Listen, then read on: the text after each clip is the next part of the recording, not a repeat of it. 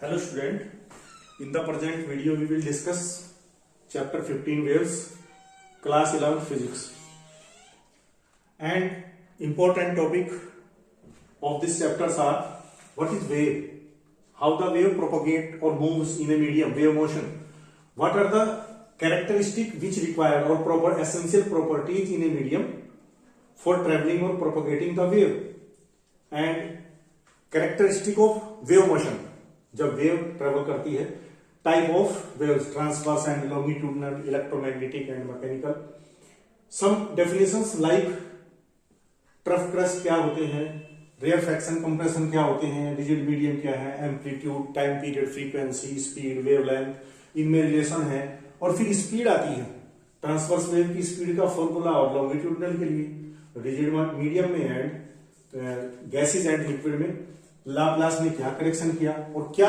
कौन से फैक्टर हैं जो वेव साउंड की स्पीड को एयर में इफेक्ट करते हैं, temperature, pressure, humidity, density etcetera, और फिर इस किसी गैस के मॉलिक्यूल्स की root mean square means average speed, और उस मीडियम में साउंड की स्पीड में क्या रिलेशन होता है, speed of sound in a medium and speed of gas molecules, then progressive wave का equation moving along the positive x direction, अगर नेगेटिव में है तो माइनस प्लस हो जाएगा, एंड बाउंड्री इफेक्ट क्या होता है, जब वेव जाकर के रिफ्लेक्ट होती है तो फ्री बाउंड्री है या रिजिड बाउंड्री है तो उसका क्या इफेक्ट होता है, फेज कैसे चेंज होता है, प्रिंसिपल ऑफ सुपरपोजिशन को स्टडी करेंगे, स्टैंडिंग और स्टेशनरी वेव्स और इनके base means applications for organ pipe and string, then harmonics and beats और बीट्स के एप्लीकेशन, ये कुछ टॉपिक्स हैं we are going to discuss in this video.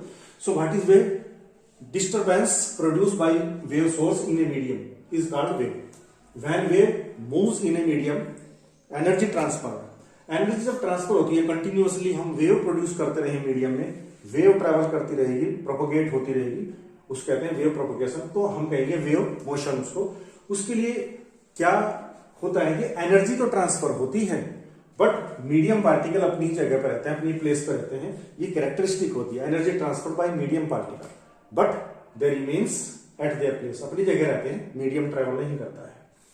Mechanical wave वो होती हैं जिनके लिए मीडियम नेसेसरी है, जैसे साउंड वेव्स है या स्ट्रिंग में है, और इलेक्ट्रोमैग्नेटिक वेव होती हैं जिनके लिए मीडियम नेसेसरी नहीं है, लाइट, इंफ्रारेड, हीट जो सन से आने वाली है.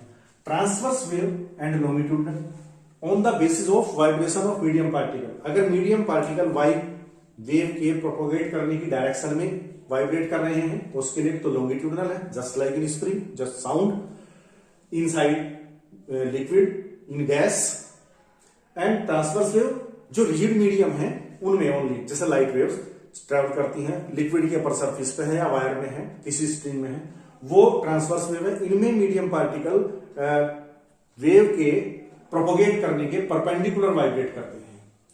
एसेंशियल प्रॉपर्टी क्या होनी चाहिए मीडियम में, क्या जरूरी प्रॉपर्टीज हैं, दे आर इलास्टिसिटी की वर्च्यू होना चाहिए, वो गुण होना चाहिए, इनर्शिया की प्रॉपर्टी हो, मीडियम नेसेसरी है, और मीडियम में फ्रिक्शन बहुत कम हो जिससे कि एनर्जी ज्यादा ट्रांसफर हो.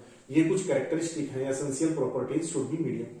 ट्रफ क्रस्ट क्या होते हैं, जब लॉन्गिट्यूडनल वेव ट्रैवल करती है तो जहां मीडियम पार्टिकल क्लोज होते हैं वो बोला जाता है कंप्रेशन, जहां वो दूर होते हैं उसको बोलते हैं रेयरफैक्शन. ये हुआ किसके लिए, लॉन्गिट्यूडनल. अब जब ट्रफ क्रस्ट की बात करते हैं तो ट्रांसवर्स वेव, जो ट्रांसवर्स वेव है उनमें जो अपर वाला मैक्सिमम डिस्प्लेसमेंट पॉइंट है उसको बोलते हैं क्रेस्ट, और जो नीचे वाला मैक्सिमम डिस्प्लेसमेंट ट्रफ बोलते हैं.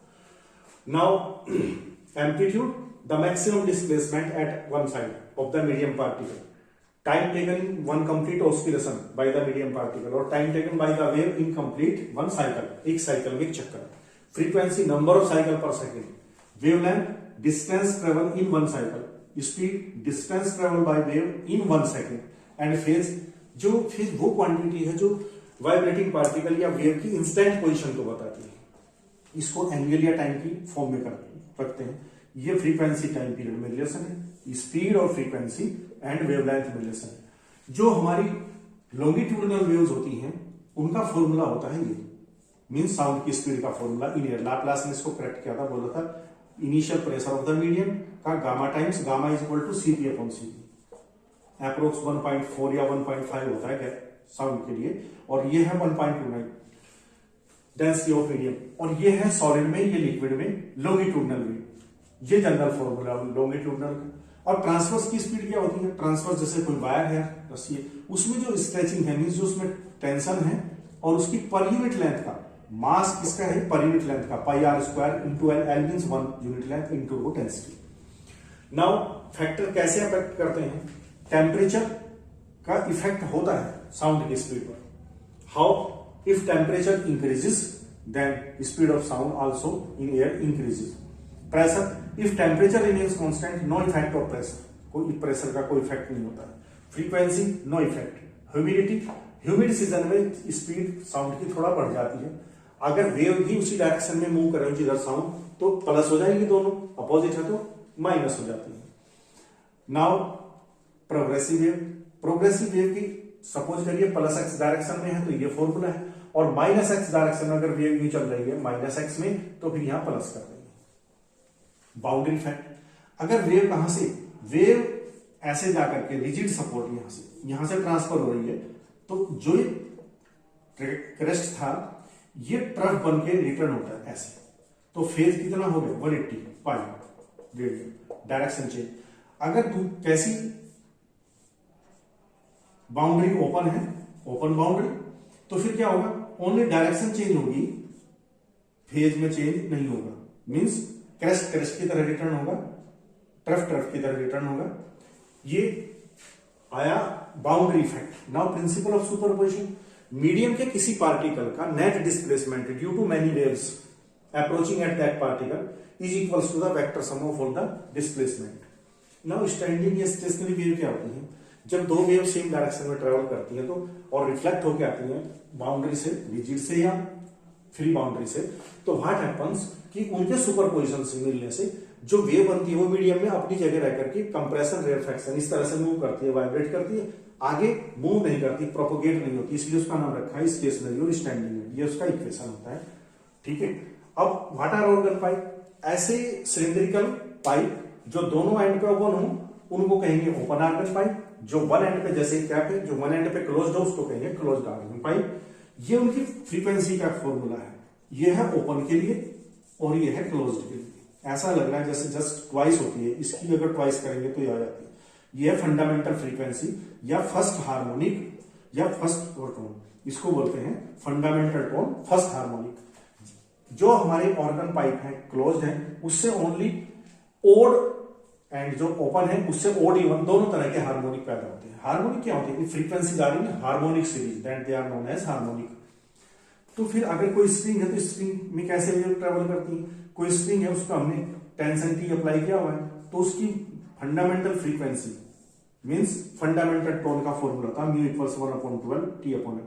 टी को चेंज करके एल को चेंज करके फ्रीक्वेंसी चेंज कर सकते हैं, जैसे म्यूजिकल इंस्ट्रूमेंट में करते हैं या गिटार में लेंथ चेंज करके। What are beats and their applications? Beat होते हैं कि जब इक्वल एम्पलीट्यूड की के दो साउंड सोर्स साउंड प्रोड्यूस करते हैं, दो साउंड वेव ट्रेवल करते हैं, उनकी नियरली फ्रीक्वेंसी इक्वल नहीं हो, नियरली इक्वल हो, तो उनके सुपरपोजिशन से जो रिजल्टेंट वेव बनती है उसमें उस साउंड में राइज एंड फॉल होता है, राइज एंड फॉल। उस राइज फॉल को बोलते हैं beats. One rise one fall one beats and number of beat per second is called beat frequency. कहाँ यूज होते हैं? जो हमारा बैंड होता है, बैंड की ट्यूनिंग करने में, या माइंस होती है, माइंस वगैरह में जो पाइनस गैस है उसका पता लगाने में हम इनको यूज करते हैं। ये कुछ इंपॉर्टेंट टॉपिक है इस चैप्टर के। Thank you.